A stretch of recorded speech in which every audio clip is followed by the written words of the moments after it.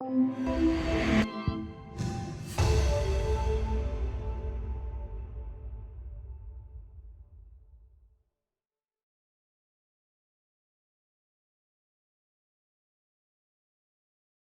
a dar inicio a nuestro ya 10º seminario de profesores de Derecho Administrativo. En esta oportunidad tenemos al profesor Martín María Raskin Lizarraga, ¿no? Catedrático de Derecho Administrativo de la Universidad Pública de Navarra. Bueno, yo solamente, Martín, tengo que decir que primero es un gran amigo de nuestro claustro de profesores, ¿no? Gran colaborador, en los últimos años en nuestro programa de segunda especialidad, también en una publicación que hemos tenido a propósito del Congreso del Centenario, también Martín estuvo presente y por supuesto, además de estar Martín, ¿no? Tengo que felicitar y agradecer también a José Alenza y a Miren Saracíbar, que son parte del claustro de profesores de la Universidad Pública de Navarra y el área de Derecho Administrativo. El profesor Alianza también es catedrático de Derecho Administrativo, ¿no? Miren Saracíbar, profesora Saracíbar es también profesora titular de Derecho Administrativo, todos de la Universidad Pública de Navarra, y la verdad es que nos da muchísimo gusto que nos estén acompañando en este 10º seminario. Bueno, en esta oportunidad Martín Raskin nos va a hablar de un tema que poco a poco viene calando cada vez más en lo que es la actividad jurídica, ¿no? Y es un tema que tiene que ver con la identidad y la biometría, ¿no? Todo esto dentro de lo que es lo que se denomina, ¿no? El gobierno digital, ¿no? Y la introducción de nuevas tecnologías en la actividad de la administración pública, ¿no? Y a propósito de eso, en el año 2018, nuestro país se aprobó, ¿no? La ley de gobierno digital, que además introdujo, ¿no? Todo lo referido a la identidad digital. Y hace unos meses, en este año, se ha aprobado ya el reglamento de esa ley, un reglamento bastante amplio, en donde también se desarrolla mucho más todo el tema de identidad digital, de ciudadanía digital. Incluso se ha creado una plataforma nacional de identificación y de autenticación, ¿no? Y claro, el punto de partida, ¿no? Está en señalar cómo es que a partir de este concepto de identidad digital, ¿no?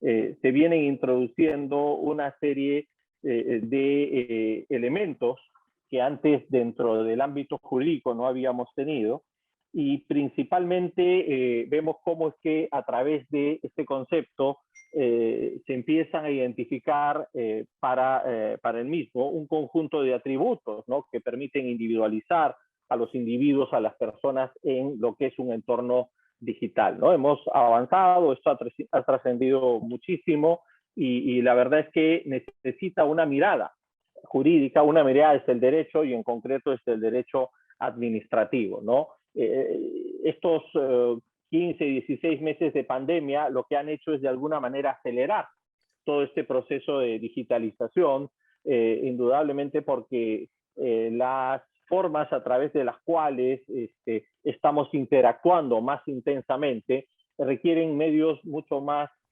céleres, medios que además mucho más eficaces de identificación de los individuos, ¿no? Entonces, de estos temas el profesor Raskin nos va a comentar. Él me había dicho que llevaba ya algún tiempo investigando sobre los mismos, ¿no? Así que le he pedido por favor que comparta esos avances.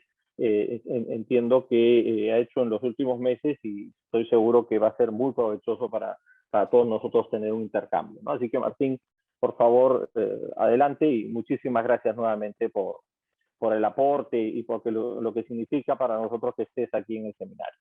Y por supuesto a Pepe y a Miren por su participación, ¿no? Y por acompañarnos. Pues muy bien, querido Diego, queridos amigos de la Universidad Católica del Perú, algunos identifico perfectamente, veía ya ahí a Lucio, veía a Ricardo, veía también a alguno más que les he saludado ahí por el chat, también a mis colegas de la Universidad Pública. Y ante todo quiero comenzar con una excusa, en el sentido de que este es un tema en el que yo he hecho una investigación hasta ahora muy preliminar y que pretendo que sea el objeto de mi investigación este año.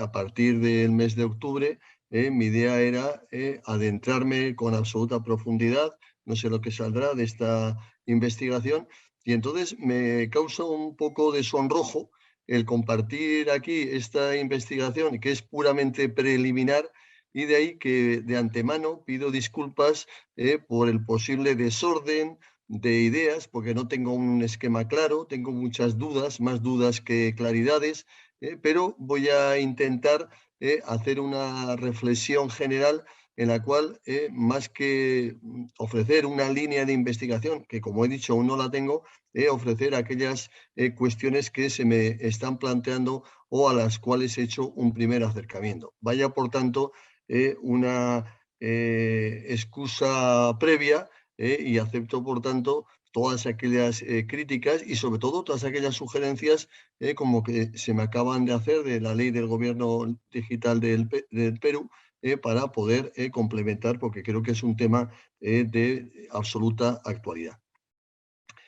Quiero señalar que fundamentalmente me voy a referir al marco europeo más que al marco español, principalmente porque estamos en una situación de absoluto cambio y como van a ver ustedes me voy a referir a muchas normas o proyectos de normas, algunas como el Reglamento General de Protección de Datos Europeo del año 2016, pero la mayoría de ellas propuestas de desarrollo legislativo de nuevos reglamentos de la Unión Europea del año 2021.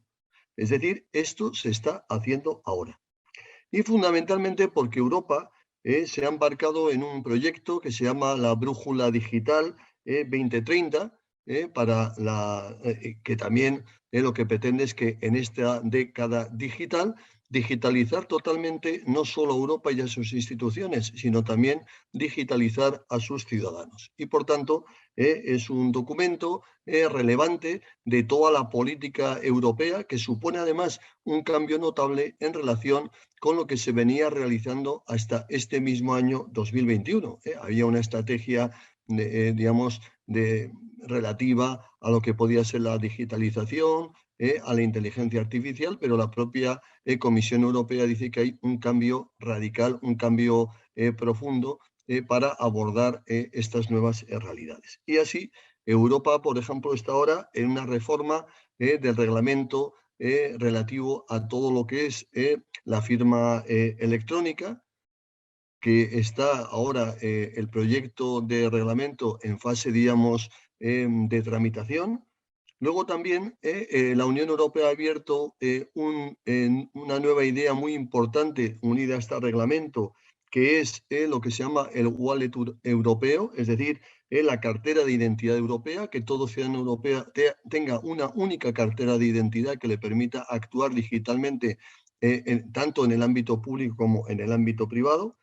Hay además un proyecto ya muy avanzado de Reglamento Europeo de Inteligencia Artificial, al cual me referiré, que afecta también a todos estos aspectos biométricos y, como he dicho, ya desde el año 2016, que entró en vigor para todos los Estados miembros de la Unión Europea, está el Reglamento General de Protección de Datos. Reglamento General de Protección de Datos que considero que es muy importante porque está sirviendo como paradigma o norma de carácter internacional, aunque sea europea.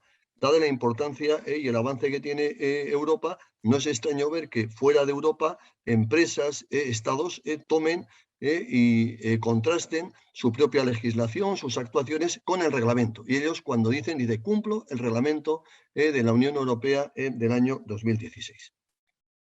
Bien, destacado la importancia y el momento trascendental y de radical cambio que nos encontramos ahora, el segundo punto que tendríamos que hacernos, que preguntarnos sería, ¿qué es la biometría? ¿Qué es esto de la biometría?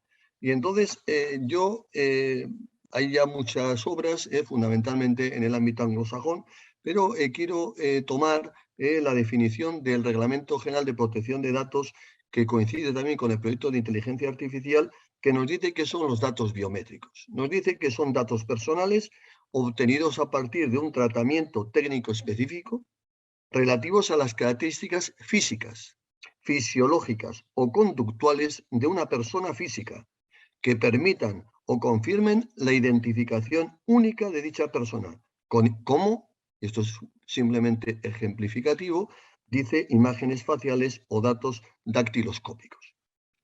Bien, esta es la biometría que evidentemente tiene una serie de características muy diferentes de cualquier otro tipo de datos, porque los datos biométricos tienen tres características fundamentales. Una, la universalidad. En segundo lugar, la singularidad. Y en tercer lugar, la permanencia. Son míos propios, son para siempre, son permanentes y esto constituye una garantía de identidad muy importante. Es también, los datos biométricos tienen dos elementos muy relevantes. Por un lado, su enorme utilidad y por otro lado también la comodidad. Es muy cómodo, en vez de andar con un montón de contraseñas y tener 1000, que mis datos biométricos puedan servir como identificación. Y entonces se me olvida la contraseña, se me olvida la tarjeta, ya no recuerdo cuál es, no tengo ningún problema. Yo tengo mis datos biométricos. Fundamentalmente se habla de dos tipos de datos biométricos, los datos biométricos estáticos, que son los clásicos, y los datos biométricos dinámicos. Los datos biométricos estáticos pues, son aquellos que todo el mundo conocemos, pues como pueden ser la referencia a elementos físicos, como puede ser el iris, puede ser la mano, etcétera, y los dinámicos son aquellos que incorporan otro tema relevante, como puede ser en la escritura, la forma de escribir, la forma de comportarse, las emociones, y esto es un elemento relevante. Sí que quiero destacar que lo más importante de los datos biométricos, en primer lugar, es su medición. Tienen que medirse, o sea, el dato biométrico no es un dato que a mí me sacan una foto y ya está. El dato biométrico es, anteriormente en la old school, el sistema de puntos, ahora eso se está modificando, el sistema de puntos de la cara, y eso significaba que esos puntos de mi cara son singulares míos, ahora se está, técnicamente se ha ido avanzando en la forma de la medición. Eso supone las características biométricas de un sujeto y esos son sus datos biométricos que luego suelen pasarse a un patrón biométrico o vector biométrico que suele ser normalmente un conjunto de números que son los que describen los datos biométricos de una persona. Bien, los datos biométricos hoy están también en una situación crítica, fundamentalmente porque desde una posición social, desde una posición también de protección de la sociedad, se vinculan fundamentalmente a lo que se llama el capitalismo de videovigilancia, el capitalismo inteligente, es decir, por un lado, o al Estado inteligente, en cuanto que el Estado tiene los datos de todos los individuos, los tiene muy controlados, o cuando es el capitalismo inteligente, estas técnicas biométricas, ya diré en qué medida pueden servir para controlar la conducta de las personas. ¿Y por qué razón? Porque hoy todo, sobre todo también la biometría está unida a la inteligencia artificial. Hoy día no se entiende la biometría sin la inteligencia artificial y por eso, como luego diré, el proyecto de reglamento europeo de inteligencia artificial define y establece qué ocurre con la biometría y con el tratamiento que a los datos biométricos se dan por las técnicas de inteligencia artificial. La doctrina señala que hay dos tipos o dos generaciones de biometría.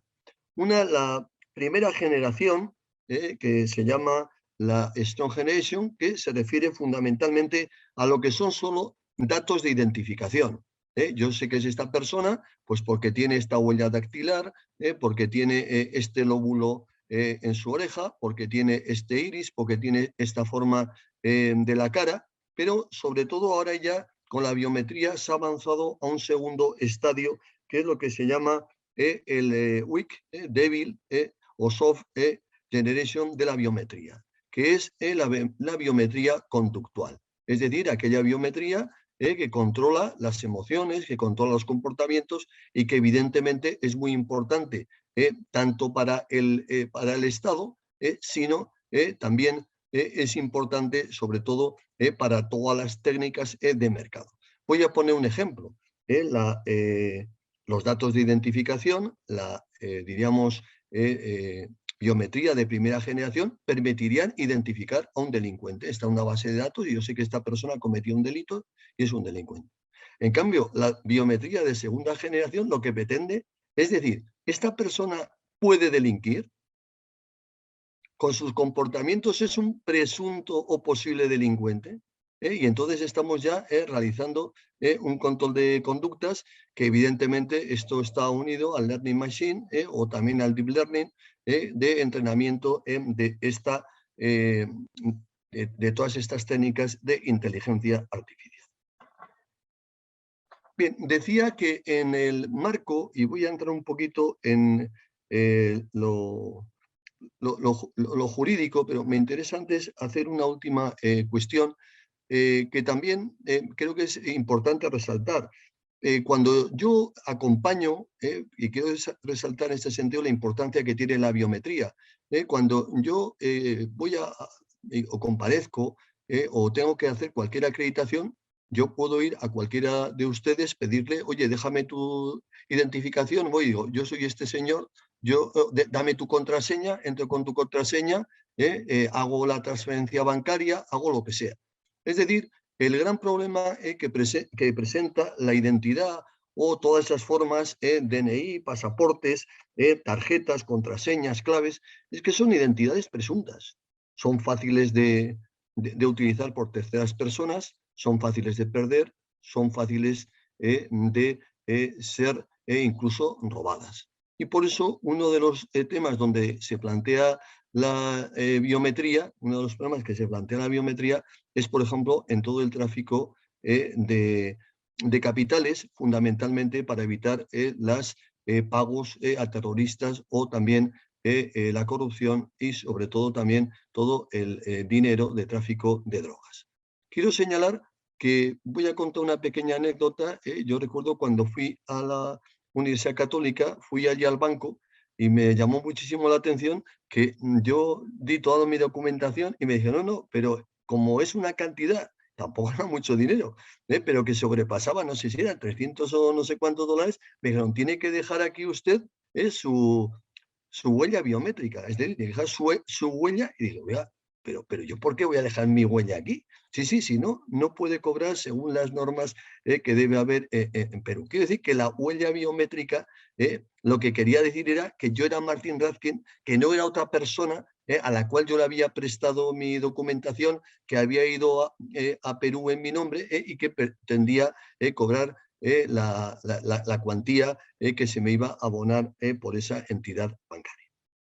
Digo que el régimen jurídico, y paso un poquito a la segunda parte, el régimen jurídico de toda la biometría tiene sobre todo relación con dos normas, a mi juicio, fundamentales. Una, la protección de los datos de carácter personal, en este sentido, el Reglamento General de Protección de Datos, y otro que va a ser, a mi juicio, más importante aún y que tiene íntima relación con este reglamento porque se tiene en cuenta el mismo, incluso la definición que ofrece este nuevo reglamento, el futuro Reglamento de Inteligencia Artificial Europeo, es la misma de datos biométricos, pero introduce ya una serie de variables muy importantes.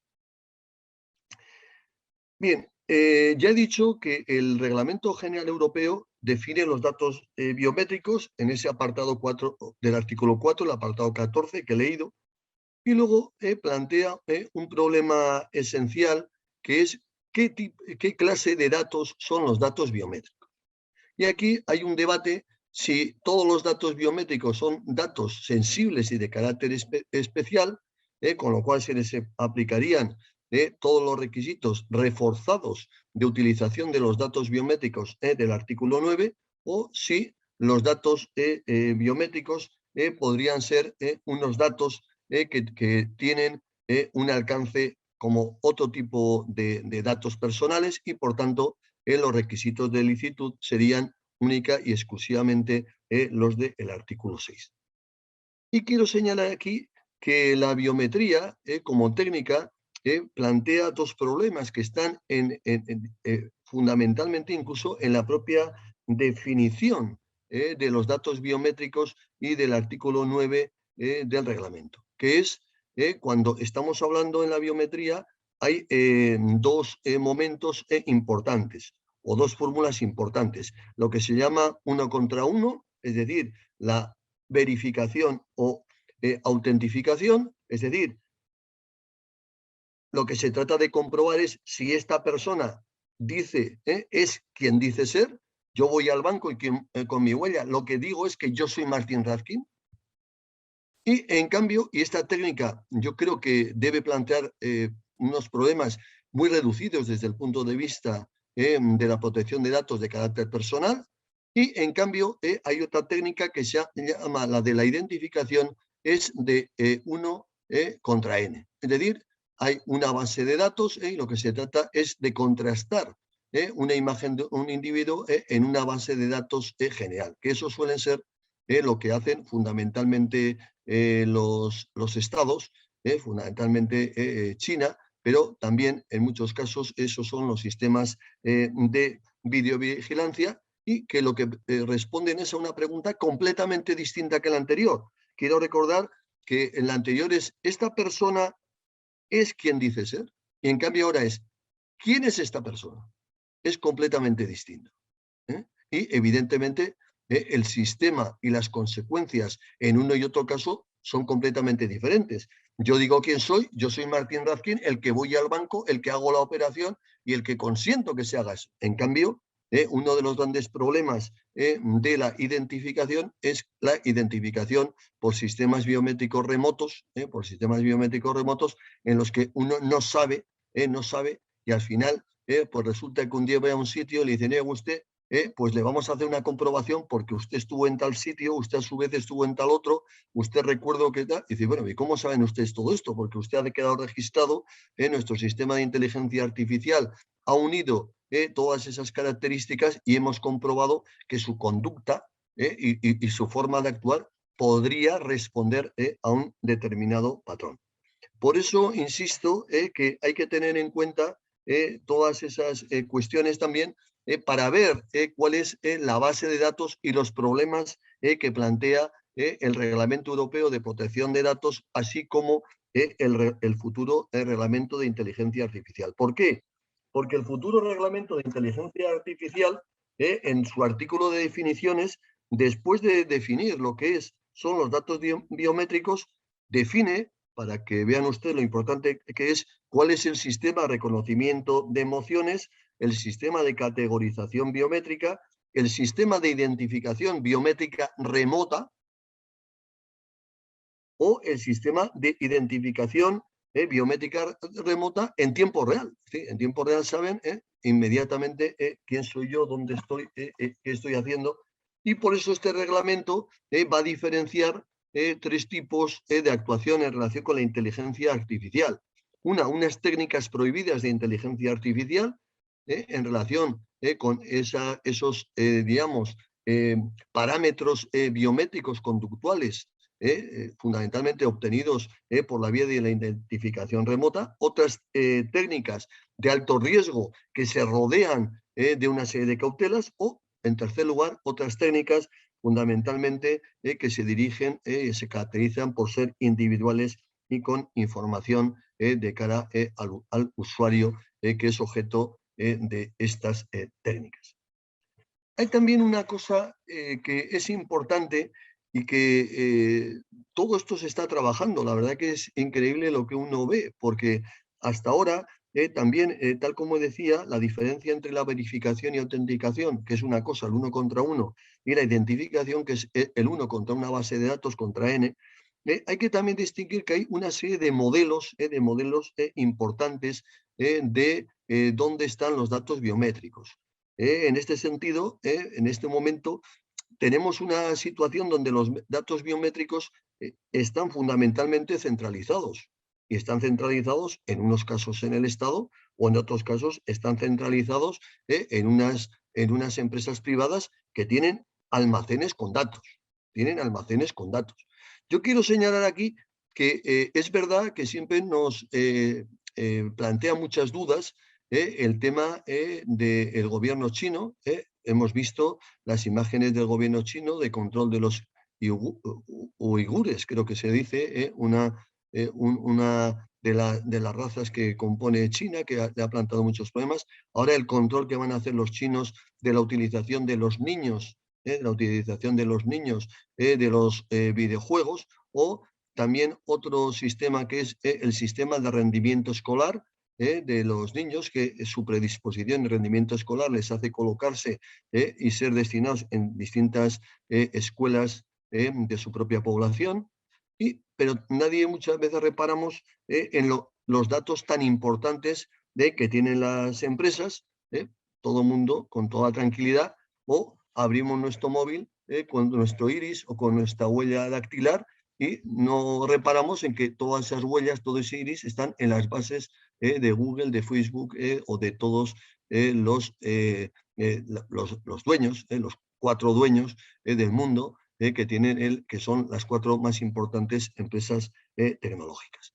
Por eso, frente a este modelo centralizado, hay diferentes entidades, una de ellas muy importante, que a mí me parece que está trabajando muy bien, que es lo que se llaman los modelos descentralizados, donde el control de los datos biométricos esté en el propio individuo. Y en este sentido hay una asociación, no sé muy bien cómo calificarla, pero tiene una página muy interesante que se llama Sobrim, con V, porque viene de Sovereignty, que está postulando y ya tiene desarrollado un sistema que llaman SSI, que es Sovereign Identification, es decir, es la identificación soberana.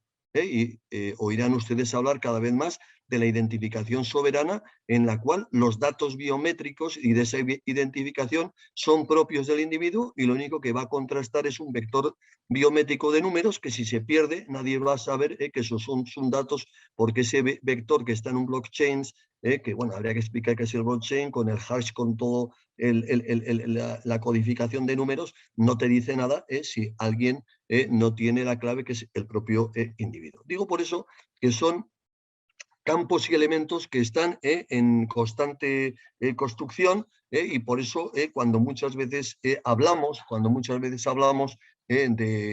con carácter general de la biometría, creo que hay que distinguir todos estos aspectos que, como pueden ver ustedes, yo estoy aún acercándome a ellos, que tienen que ver con la biometría.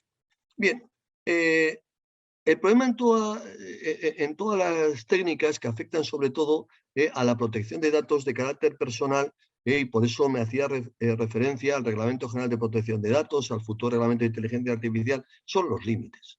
Y los límites fundamentalmente es la protección de los derechos de los individuos, de las personas, con 2 temas fundamentales para mí, que son los básicos y que están ya en el reglamento 2016, que es cuál es el diseño y cuál es la concepción y la captación, y quién es el que tiene los datos biométricos, y, en segundo lugar, cuáles son, en su caso, las barreras de seguridad que se colocan tanto, digamos, con carácter general como por defecto, en el caso de que hubiera algún problema con estos datos personales. Y la segunda idea es la idea de la proporcionalidad. Es decir, estos datos biométricos deben ser utilizados de una forma proporcional. Voy a poner un ejemplo.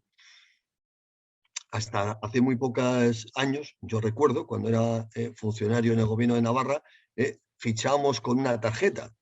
Pues había muchos sábados, entonces se trabajaba los sábados, en que ya no había nadie y había uno que pasaba 20 tarjetas. Todo el mundo se había ido un cuarto de hora antes y todo el mundo, pues que era sábado y ya pasaban las tarjetas. Claro, en el momento en que las empresas dicen esto, no puede ser. Yo quiero que cada individuo se controle. La única forma que tengo es la forma biométrica. Verán ustedes en cualquier película cómo normalmente el que solemos llamar el malo, el que terrorista, lo que sea, ha tomado la tarjeta de una persona. Y claro, la sustitución de esa identidad es absoluta. Con los datos biométricos esa sustitución sería muy difícil. Claro, la proporcionalidad es, ¿eso se puede exigir para cualquier acceso? ¿Es obligatorio? O, por ejemplo, ¿podríamos reducir ese acceso solamente a aquellos lugares de una empresa que deben estar especialmente protegidos? Entonces, digamos, ahí insisto que la proporcionalidad es muy importante. Luego también otro problema de los límites plantea que todas las técnicas biométricas tienen mucha relación con que tienen que ser neutras, pero muchas veces no lo son. Y, por ejemplo, las técnicas biométricas pueden ir acompañadas a sesgos, sesgos de color, de raza y de otros elementos personales que clasifican a las personas. Yo, biométricamente ya con mi algoritmo, todas estas peticiones que son de personas de color, no quiero. O son personas que con su apellido y su identidad tienen una determinada procedencia geográfica y ya los desecho. Quiero decir que ahí el problema de los sesgos es un problema importante. Insisto en que hay que diferenciar entre lo que es la verificación y autenticación, es decir, que yo digo que soy quien soy y lo demuestro, de otro tipo, del otro tipo que es la identificación.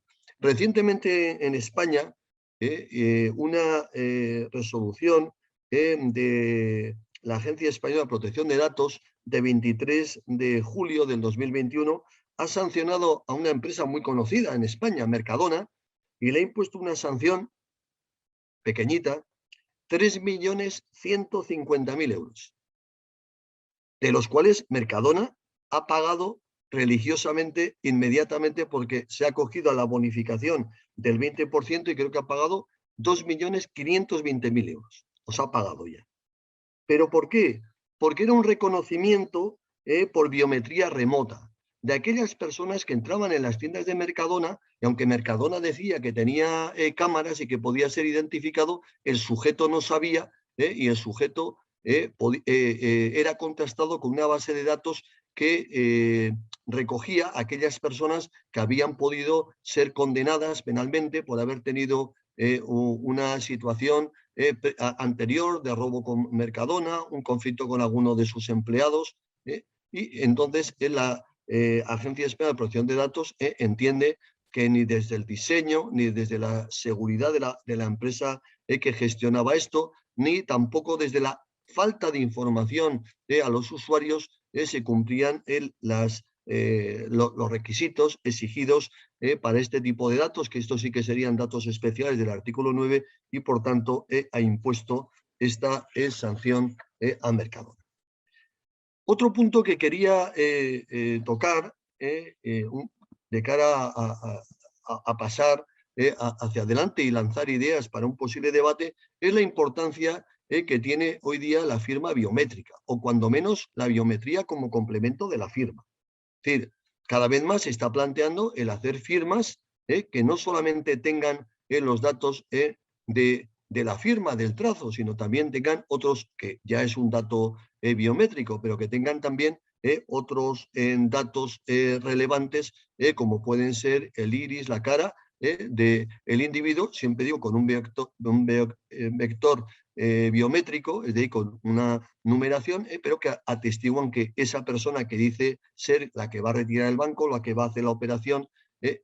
Aquí sí que ha habido algún problema con la normativa que se ha pretendido aprobar en España, que está paralizada, que es la de control del blanqueo de capitales, porque la de control del blanqueo de capitales pretendía imponer ya esta normativa biométrica de cara a asegurar fundamentalmente, como bien saben ustedes, en España ahora hay un caso muy llamativo de una persona que ha actuado mucho en televisión, que le consideran que es el testaferro y que ha hecho un montón de dinero realizando como intermediario para lavar el dinero de los capos de la droga, pues evidentemente, como no hay datos biométricos, nadie sabe qué es lo que ha ocurrido y una forma de lavado de dinero y de blanqueo de capitales es la utilización de personas interpuestas y de identidades falsas o presuntas. Por eso digamos, la firma biométrica o las características, digamos, o el complemento de una firma electrónica con datos biométricos podría dar una gran seguridad a esas firmas. Y esto es uno de los aspectos que se está estudiando en lo que he dicho antes del wallet europeo. El wallet europeo o la cartera digital europea va a tener datos de por sí biométricos, que son los que están, por ejemplo, en el documento nacional de identidad, como son la fotografía de una persona, que es un dato biométrico, o la huella dactilar, que es también otro dato biométrico. Bien, quiero hacer referencia porque estamos en un ámbito del derecho administrativo. Todo esto es derecho administrativo, aunque haya evidentemente muchísimas implicaciones privadas, pero también hacer referencia a la utilización pública de los datos biométricos, es decir, a la utilización de estos datos por los poderes públicos del Estado y por las administraciones públicas. El ejemplo más claro, un ejemplo que ya se está realizando en la actualidad, es el control de fronteras. Ya no vale con el pasaporte. Uno tiene que poner el pasaporte, tiene que poner su huella y tiene que ponerse delante de una cámara para que le enfoque el iris y decir que tú eres esa persona que respondes a ese pasaporte. También el control de vida de las personas. El control de vida de las personas puede asegurar al Estado un gran ahorro económico. En España tenemos, no muy alto, pero un cierto fraude de pensiones de personas que fallecen y familiares o amigos suyos siguen cobrando la pensión, como si él vive. Lo mismo pasa en materia de prestaciones sociales. Nosotros tenemos prestaciones sociales que reciben personas que es muy difícil saber, sobre todo me imagino que para los asiáticos o para las personas africanas diferenciar a las personas españolas será difícil, pero para los servicios o personal de investigación español, pues diferenciar a un asiático de otro, pues no lo sabe, o diferenciar a una persona de Senegal de otra, pero sí que consta, consta, se sabe, pero no se puede demostrar que muchas de las personas viven allá porque se les hacen transferencias de dinero, pero otras personas siguen cobrando su pensión con los complementos como si vivieran en España.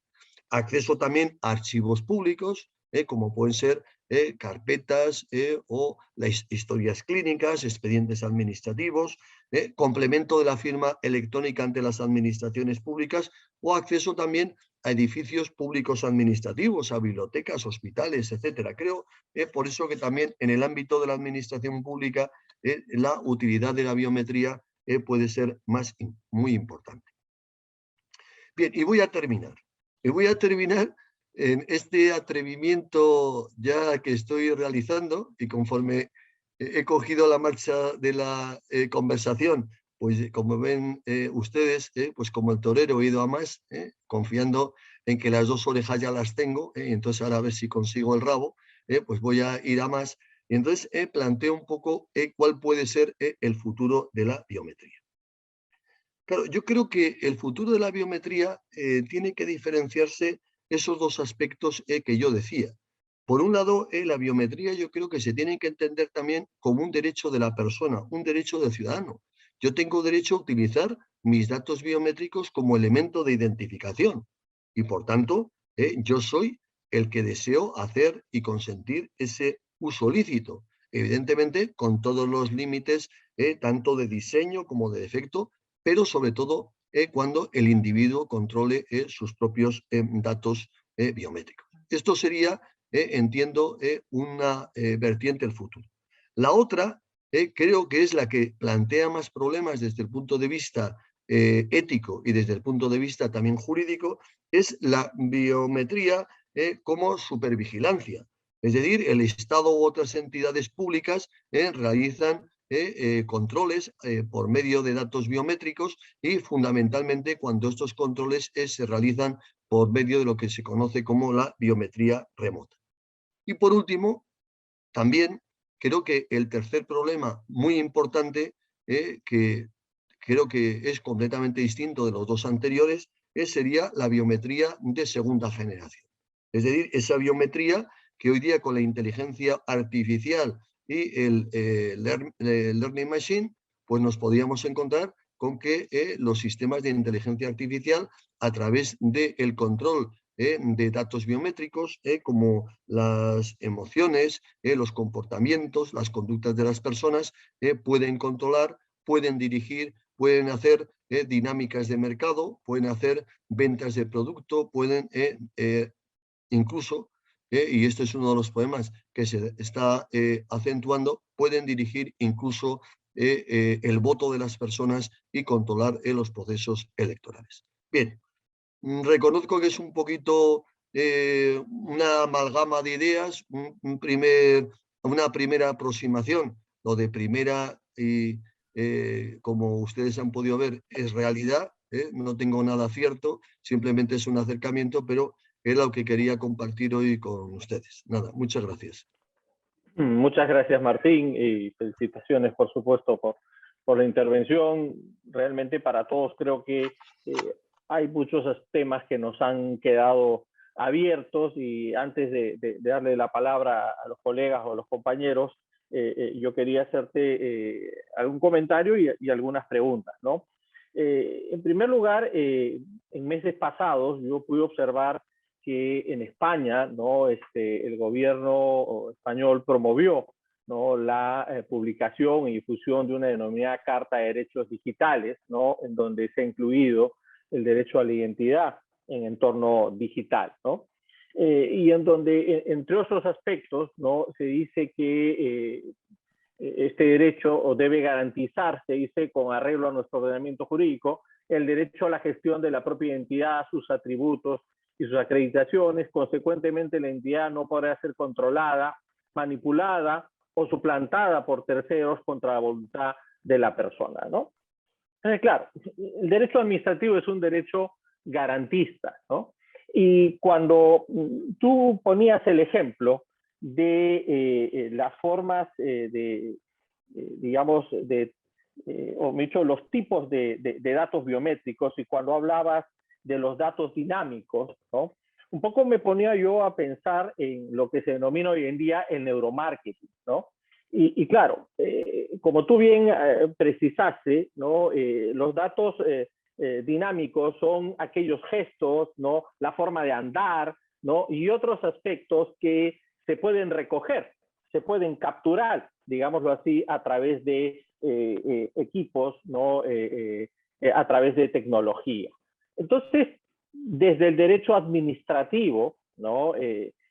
Lo importante es tener una respuesta precisamente en torno a estas prácticas como el neuromarketing, ¿no? Que indudablemente pueden poner en riesgo todo el entorno de privacidad, ¿no? Que precisamente tiene un marco de protección en la normativa de protección de datos, valga la redundancia, ¿no? Tú muy bien has señalado que en el artículo 9 del reglamento, ¿no? Y el correlato con la actual norma española, se han incorporado los datos biométricos, y además se le ha dado la característica de estar dentro de las categorías especiales, lo que llamamos datos sensibles, lo que supone un nivel de protección distinto a los datos identificativos, ¿no? Incluso hay algunos que dicen que las diferencias entre el dato biométrico y una fotografía, ¿no? Porque una fotografía no es un dato biométrico, todo lo contrario, a partir de una foto se puede, digamos, a través de la biometría conseguir un dato biométrico, tiene diferencias importantes, ¿no? Porque, como tú bien dijiste, el dato biométrico hace pues que se pueda establecer, ¿no? Que cada uno de nosotros, ¿no? Cada uno de los individuos tengamos una única identificación, ¿no? No tengamos una identificación común, sino tengamos una única identificación. Entonces, frente a este escenario, lo que preocupa, y frente a estas prácticas, yo otra vez me refiero al neuromarketing, ¿no?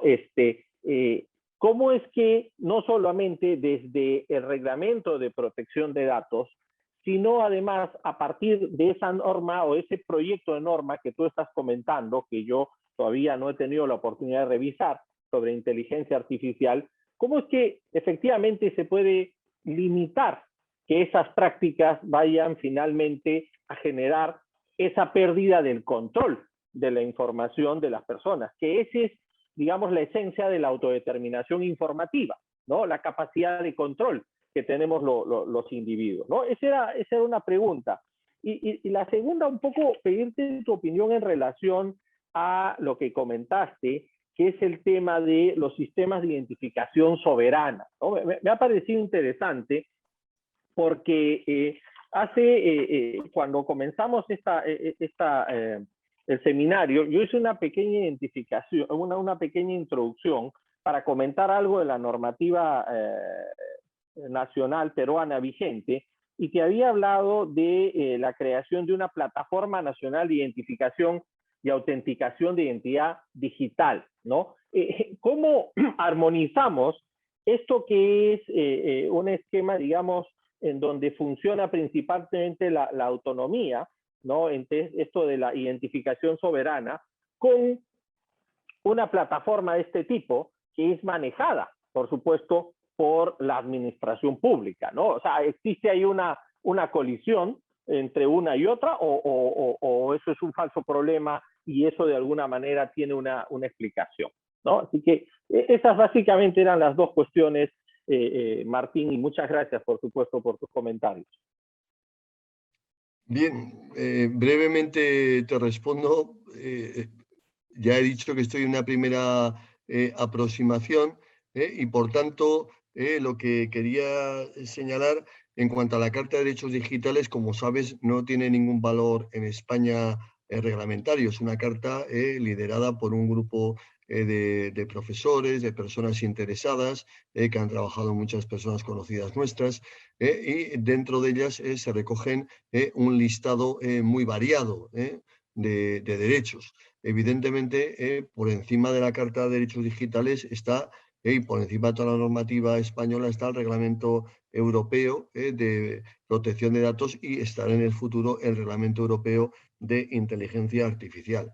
Entonces, yo creo que sí que hay un derecho a la propia identidad y sí que hay uno de los temas que te quería señalar que hay un cierto debate. Yo aún no he profundizado bastante, pero he insinuado que el artículo 9 dice que son datos biométricos especiales los dirigidos a identificar de manera unívoca a una persona física. Ahí hay un debate si esa identificación es la identificación o también incluye la verificación y autenticación.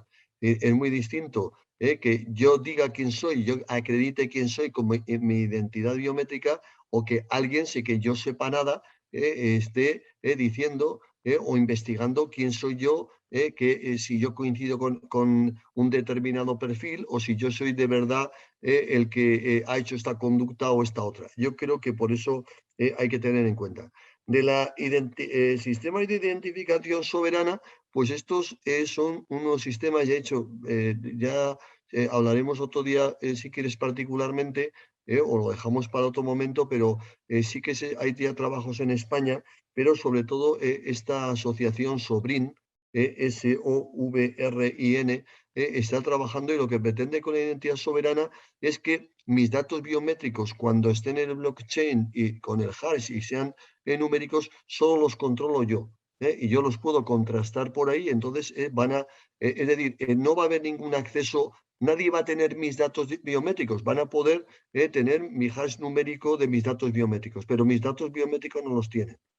Esto técnicamente hoy es posible, eso es lo que dicen. Es una de las cosas que voy a investigar. Es decir, que el gran problema es que en este momento, cuando alguien tiene una cinta de vídeo, que es, por ejemplo, el caso Mercadona, tiene las cintas de vídeo y siempre se ve a Martín Razkin con todos los datos. Otra cosa distinta sería si yo voy a un sitio y lo único que dice Mercadona y dice, sí, el hash de sus datos biométricos demuestran que usted es esta persona. Pero yo ahí no tengo, si me lo quedo, tengo un hash, no tengo nada más.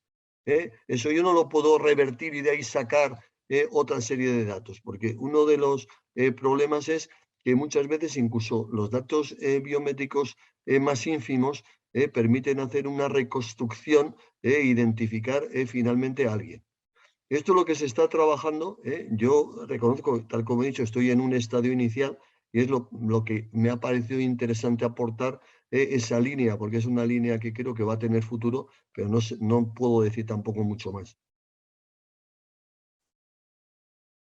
Muchas gracias, Martín. Una pequeña cosa nada más agregar a lo que te había preguntado, y es que el 2019, cuando tú fuiste al banco BBVA, porque ahí fue donde, en la universidad, y te obligaron a poner tu huella para que tengas un registro biométrico, ¿no? Con una lectura biométrica, ¿no? Ha supuesto, digamos, de alguna manera, esa es una manifestación de una introducción de estas formas de autenticación prácticamente obligadas, ¿no? Porque no creas que a los que somos clientes de ese banco nos preguntaron, sino que directamente no se colocaron esos dispositivos para permitir, digamos, que la persona que efectivamente realiza la operación sea aquella que corresponde, ¿no? A la identificación que ha enseñado en este momento, ¿no? Y este es otro aspecto también importante, ¿no? En fin, hay un derecho a la identificación, a la identidad digital, pero el aspecto está también en la manera en que lo usas, la información que tienes respecto del uso de esos datos, y eso lógicamente en un momento determinado, si es que no se respeta, puede llevar a una utilización que no ha sido consentida, ¿no? Y ese es un tema también, si me permites,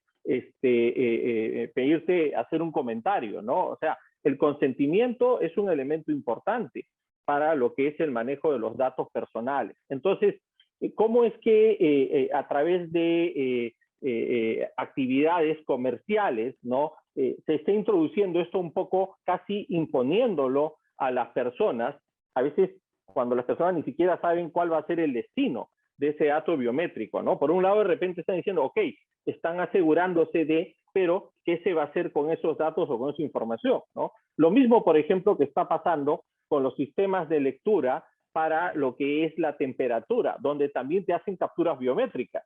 O sea, no solamente está el tema de la temperatura, sino también hay una captura biométrica, ¿no?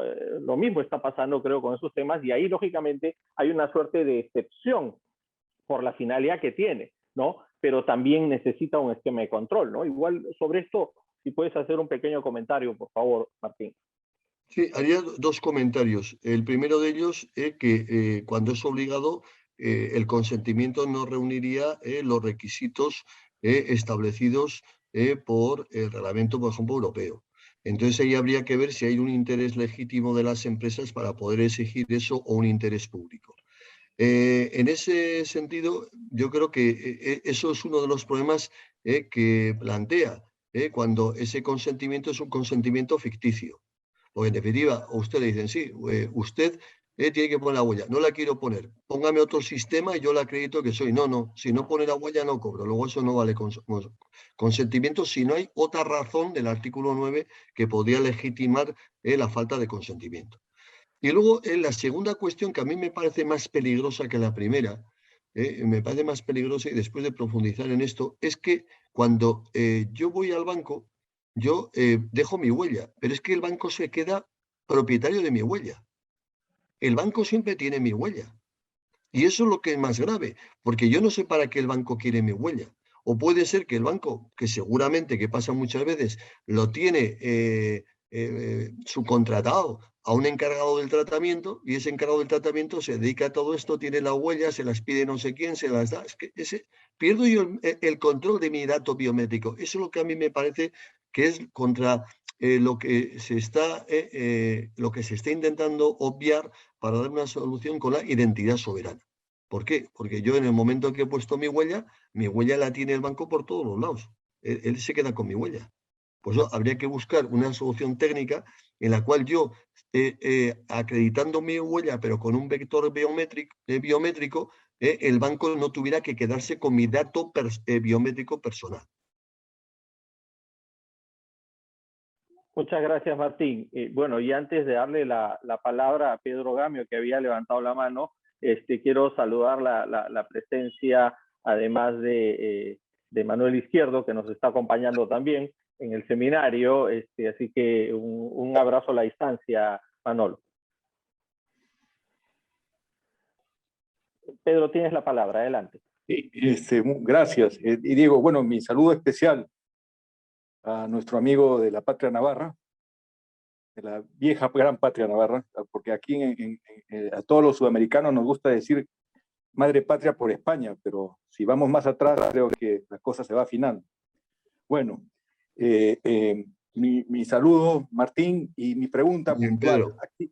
Acá en el Perú se ha armado un gran debate, claro, es el uso político, pero de todas maneras me pareció interesante verlo fundamentado en procedimientos administrativos, diciendo, señores del partido B que han perdido, ustedes quieren que se revise y se cruce información de quienes están en el registro electoral con el registro de persona, digamos, con derecho a votar, el registro de identidad personal.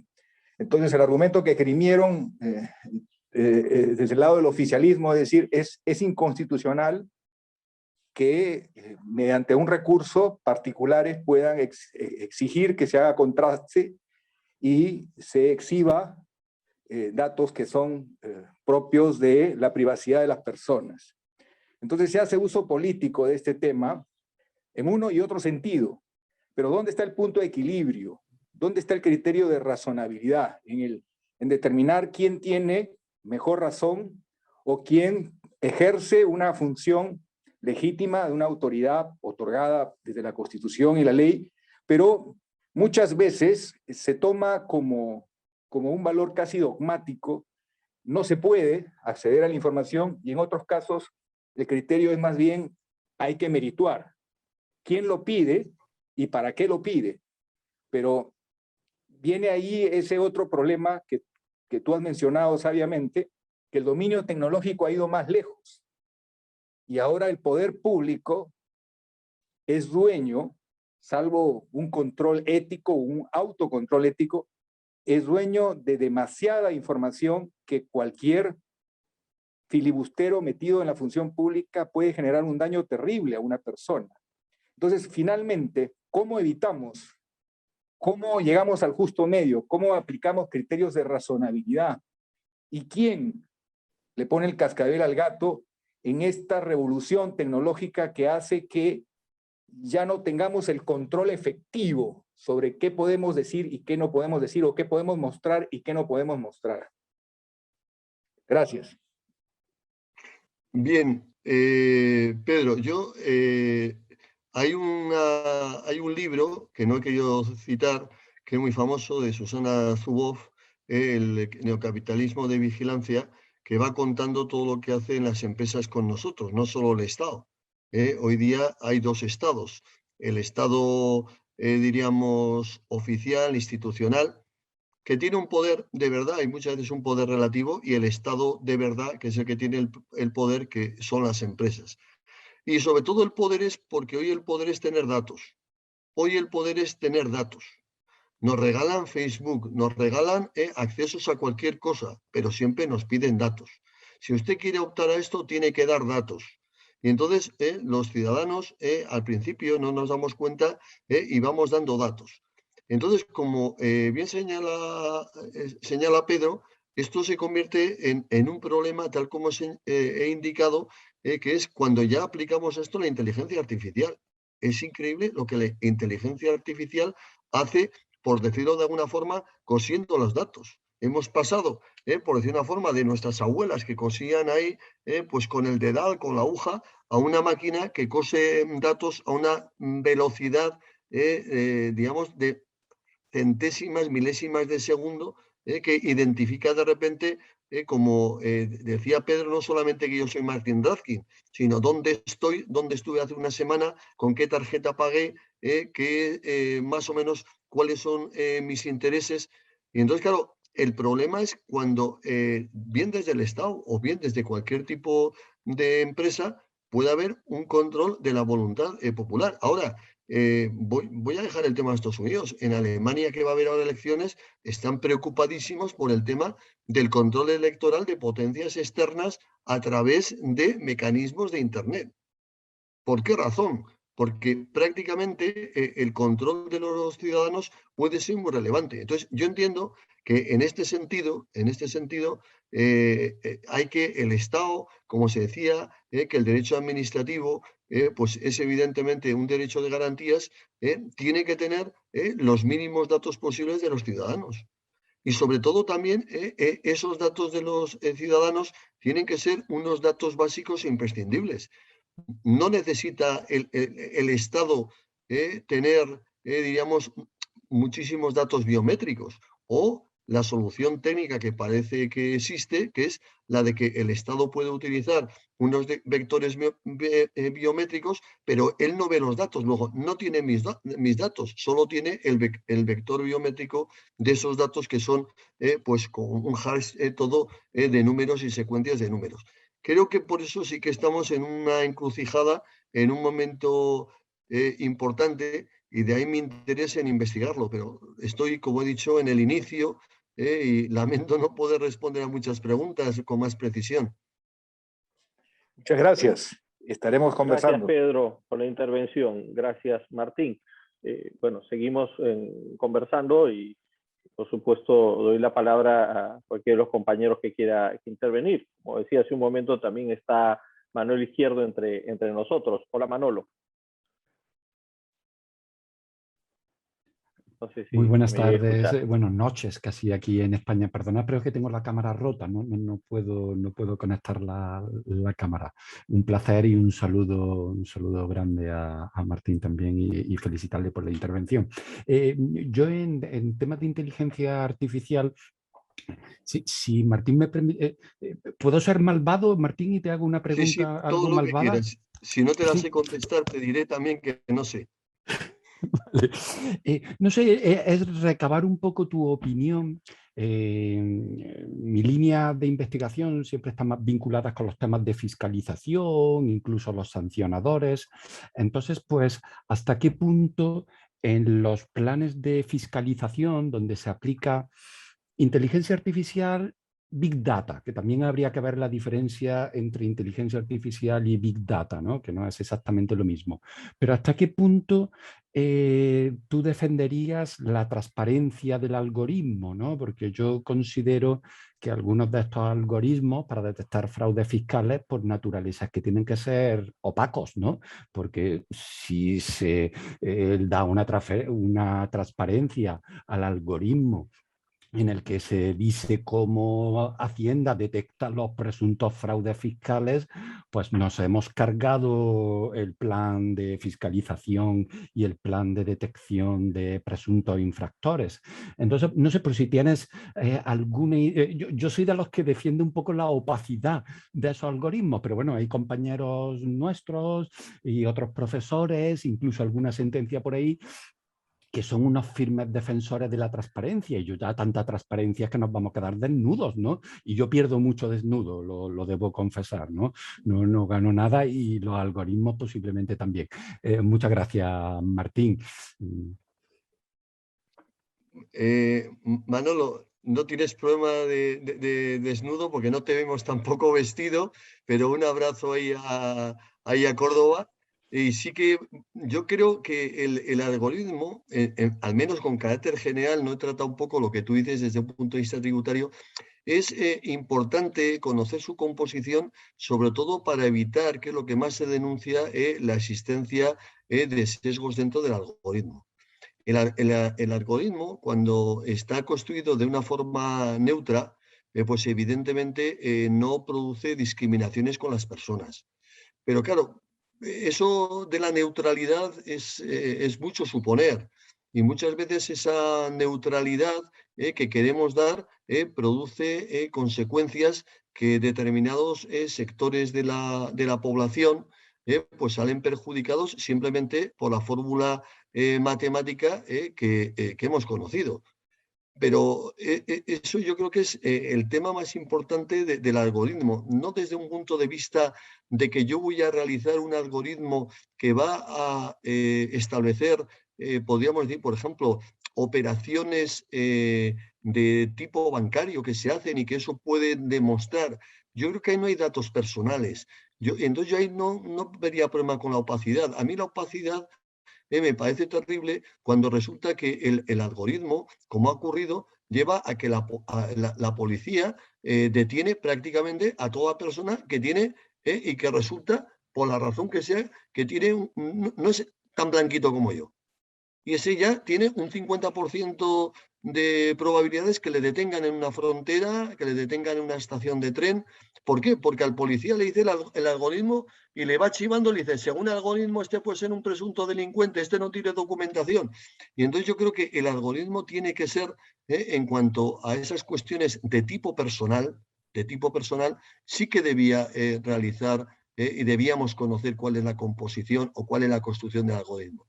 Si el algoritmo es sobre unas empresas que lo que está diciendo que es que la conducta que esas empresas están realizando, imaginemos, con diversificación de activos, con operaciones aplazadas, que el algoritmo ve que cada 5 meses están haciendo esta operación y tal, yo creo que la opacidad ahí, si no hubiera datos personales, no habría problema.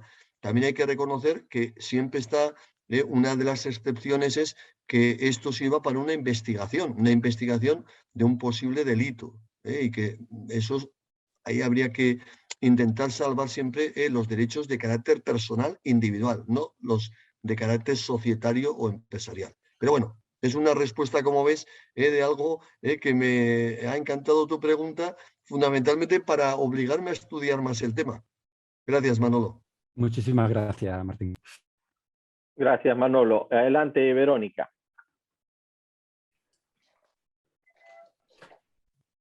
Buenas tardes, muchas gracias, Diego. Felicitaciones, Martín, muy interesante como siempre de todas tus disertaciones. Y yo estoy investigando ya hace algún tiempo la inteligencia artificial y sus garantías jurídicas, enfocándome en la transparencia y la explicabilidad de los algoritmos y qué tipos de algoritmos. Entonces quería preguntarte algo, dado que también habías mencionado algo que había visto sobre el neocapitalismo de la vigilancia y el monopolio de los algoritmos, si habías pensado lo siguiente, tú debes conocer, y los que están presentes algunos también lo deben conocer, el famoso caso Loomis, ¿no?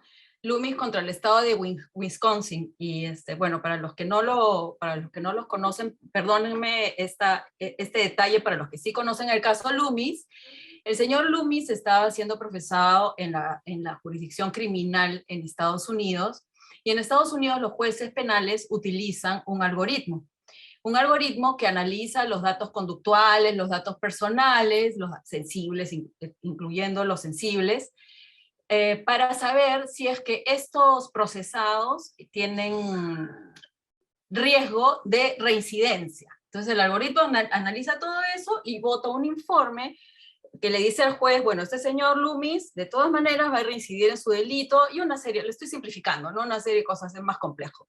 El juez tomó en consideración este informe y condenó al señor Loomis a prisión. La defensa del señor Loomis apeló porque quería que le explicaran de qué manera el algoritmo llegó a esa decisión en el informe de riesgos. Y en Estados Unidos se lo denegaron y dijeron que no podían darle esta explicabilidad del algoritmo porque era propiedad intelectual de la empresa. Entonces, a eso le llaman el monopolio de los algoritmos. Entonces, no sé si tú has estudiado este tema de qué respuesta debemos tener de derecho con la propiedad intelectual. La propiedad intelectual no es derecho administrativo. Y entonces, ¿qué relación debe tener la garantía jurídica de explicabilidad de los algoritmos, su aplicación al ámbito criminal, que están calificados como sistemas de inteligencia artificial de alto riesgo en la propuesta de la Unión Europea, con el monopolio de los algoritmos, ¿no? El capitalismo de los algoritmos? No sé si lo has pensado, ¿qué opinión tienes? Pues la verdad que la opinión que voy a lanzarme es una opinión un poco prudente. Yo creo que hay un tema que es importante en lo que señalas. En Europa eso no sería aceptado, porque si el Estado utiliza un algoritmo de una empresa privada y lo incorpora como algoritmo del Estado, yo tengo derecho a acceder a la explicación de ese algoritmo, porque en definitiva el responsable del tratamiento que hace es el Estado. Es decir, fundamentalmente por una razón muy sencilla, que en España, por mucho que hablemos de digitalización, la digitalización la están haciendo las empresas privadas. Y entonces el Estado en muchos casos es el responsable de muchos tratamientos, pero no sabe muchas cosas de los mismos. Los están haciendo empresas privadas que son los encargados. Y la relación entre el responsable del tratamiento, que es el que va a marcar la finalidad de ese tratamiento, en este caso la utilización del algoritmo con las consecuencias que sean, es responsable de todo lo que haga el encargado. Entonces yo creo que en España eso no sería posible. Yo quiero decir, no en España, en Europa. Hay incluso una guía muy reciente de las relaciones entre encargado y responsable de cara a limar esas cuestiones, y yo entiendo que ahí no cabría argumentar una propiedad intelectual. Otra cosa distinta es, para mí, si hay unos mecanismos de funcionamiento del algoritmo, funcionamientos matemáticos que pueden ser propiedad intelectual, pero lo que es las elementos del diseño del algoritmo, no. Por eso he dicho que en Europa uno de los elementos esenciales de la protección de datos es el diseño. Es el diseño. Por eso yo tengo derecho a conocer el diseño de cualquier tratamiento. Gracias, Verónica. Martín, un poco incidiendo en lo que ha comentado Verónica y la pregunta que te he hecho, porque yo creo que he introducido un tema muy interesante, ¿no? Y es la relación entre el Estado y los privados, ¿no? Como terceros colaboradores, precisamente para la implementación de tecnologías, como es el caso de tecnologías biométricas, ¿no? O sea,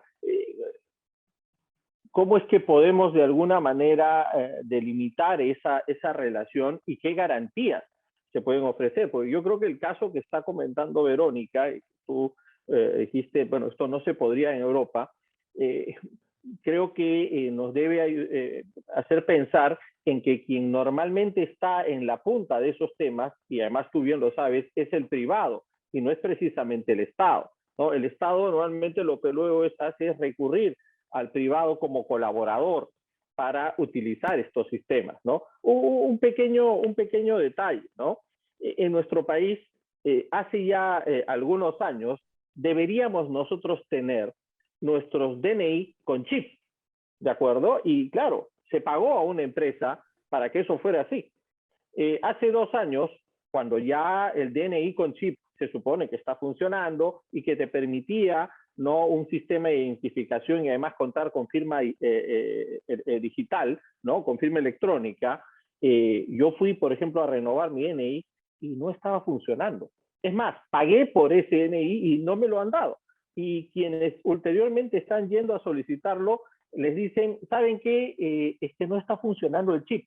O sea, ha sido un fracaso para el Estado peruano tener un DNI ahora que tenga un sistema de chip para identificación, ¿no? Entonces, eso es simplemente una anécdota de lo mal que puede funcionar la administración cuando cuenta con la colaboración de terceros. Pero creo que lo que está preguntando Verónica es un problema que es cierto, ¿no? El Estado tiene que recurrir al tercero, al particular, para que estos sistemas funcionen, ¿no? ¿Cuáles son esas garantías que hay que establecer en torno, independientemente de todo el tema contractual, además que tú conoces muy bien, ¿no? Vamos al tema de las garantías que tienen que darse en relación a este tema. Bien, yo creo que es un tema el que decís muy importante, pero es un tema, yo creo que ya ha tenido alguna solución anterior. Yo voy a contar simplemente un dato. La mayoría o muchísimas administraciones públicas no hacen sus nóminas. Sus nóminas, las nóminas de sus empleados públicos, las hacen empresas privadas que tienen un contrato de prestación de este servicio.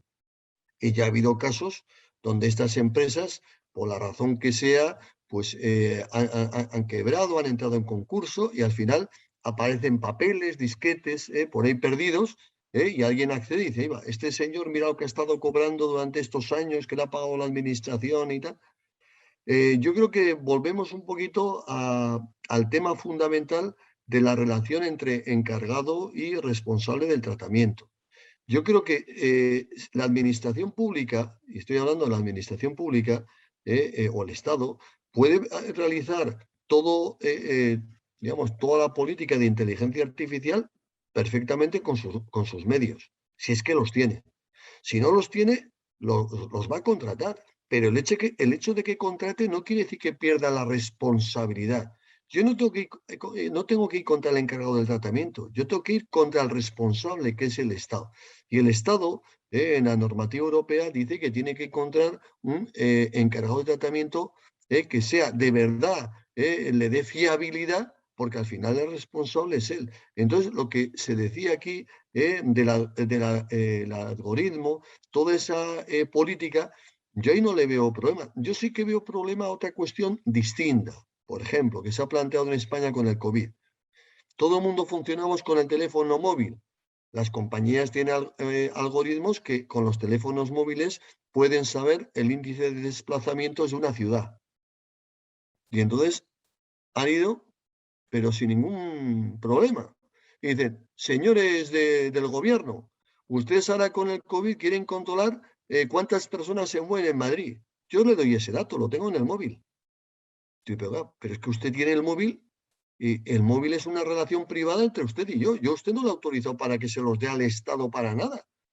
Entonces quiero decir que no solamente está esa relación, sino que todas estas empresas tienen estas relaciones. Tan es así que en dos sentencias famosas de un abogado, creo que austríaco, la sentencia tribunal de justicia, las Schrems 1 y 2, en la segunda, este señor recurrió a un acuerdo de la Unión Europea con Estados Unidos sobre el tema de cesión de datos. Y no consiguió que el Tribunal de Justicia echara para atrás porque la garantía de las empresas americanas de la protección de datos de los europeos no era equivalente a la europea. ¿Por qué razón? Porque en el sistema americano, en caso de necesidad, el Estado puede requerir y las compañías americanas le tienen que ceder sus datos, y en Europa no. Y consiguió que no se firmara el famoso escudo de privacidad entre Europa y Estados Unidos, ¿no? O sea, que hay temas muy de fondo, no solamente en esa relación, sino también a la inversa, porque yo puedo tener una empresa que me fío de ella, le doy mis datos, pero yo no quiero que le dé los datos a nadie más. Voy a poner un ejemplo religioso para que se entienda, con todo el respeto, como persona católica que soy también a la religión. Eso es como si voy yo a un sacerdote a confesarme, yo le digo al sacerdote mis pecados, pero el sacerdote no tiene que decirle a nadie. Pues algo parecido, todo tiene relación también, mis situaciones particulares que puedo tener en un WhatsApp, que puedo tener en un correo electrónico.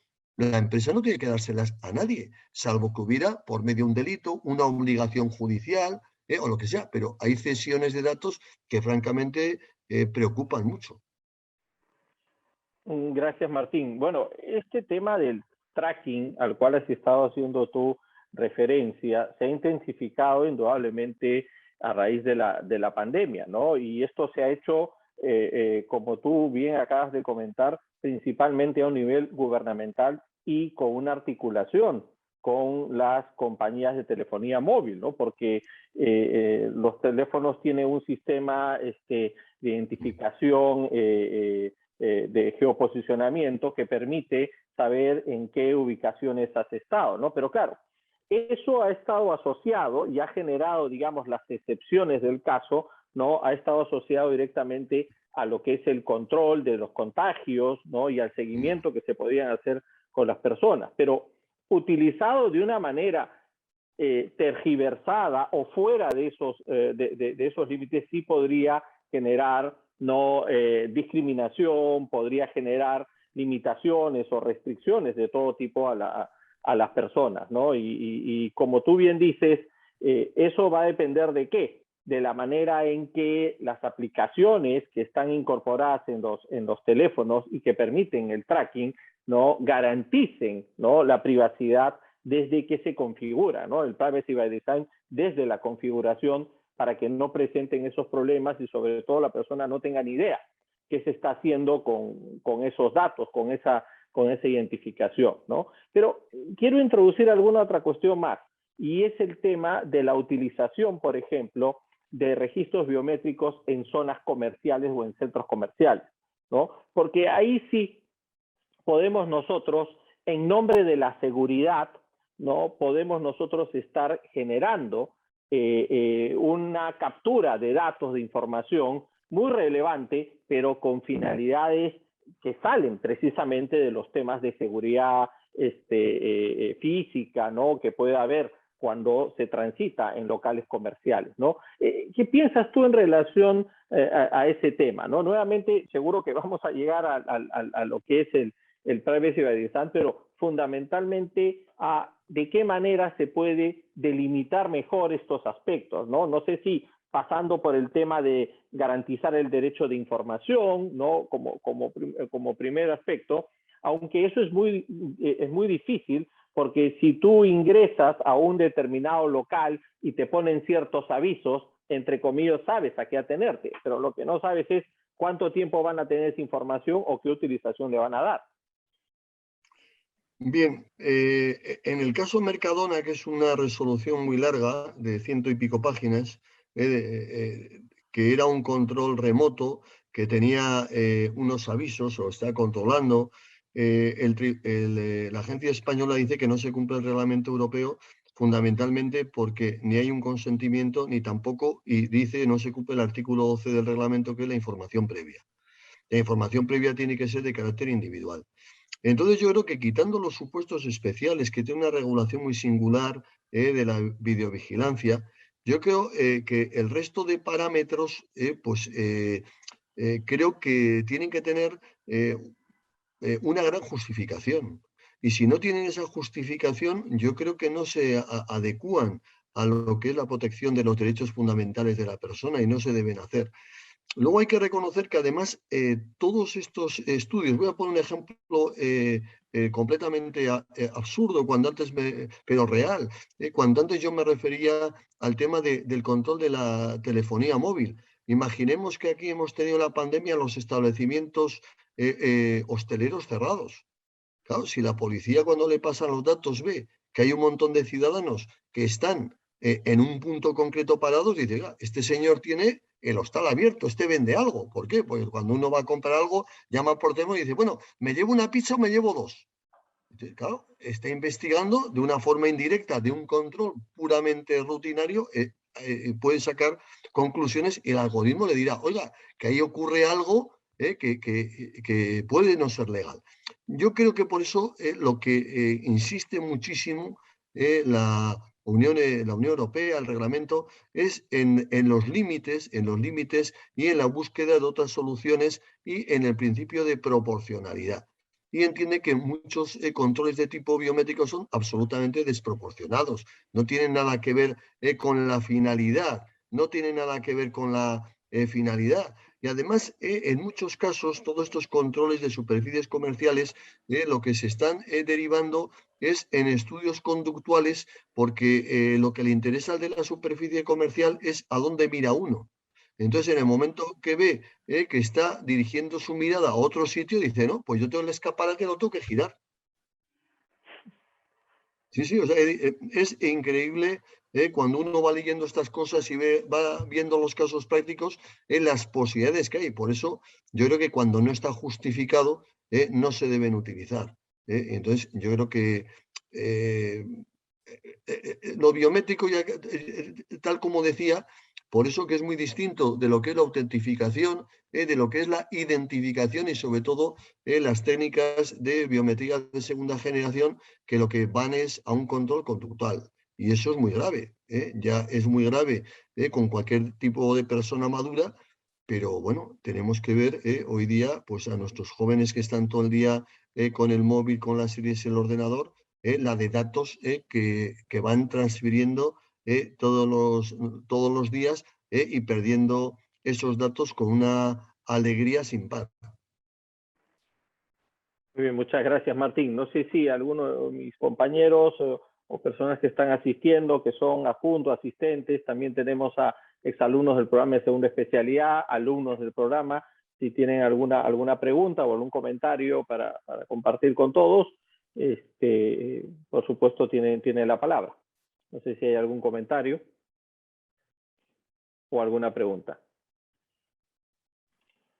Bien, Martín, el tema no deja de ser complejo, no deja de sugerirnos, creo que a todos los que estamos aquí, ámbitos para seguir estudiando, ¿no? Estamos seguros que producto de esto vamos a tener un estudio muy interesante en el momento en que tú ya lo redactes y lo publiques, y estoy seguro que nos va a ayudar mucho a seguir conociendo estos temas de la identificación, ¿no? Nosotros, como te comentaba al inicio y como comentaba al inicio, tenemos un importante reto de implementar la ley de gobierno digital, además porque tiene un reglamento muy complejo y lógicamente también supone y es muy retador para lo que tenga que hacer el Estado en torno a ello.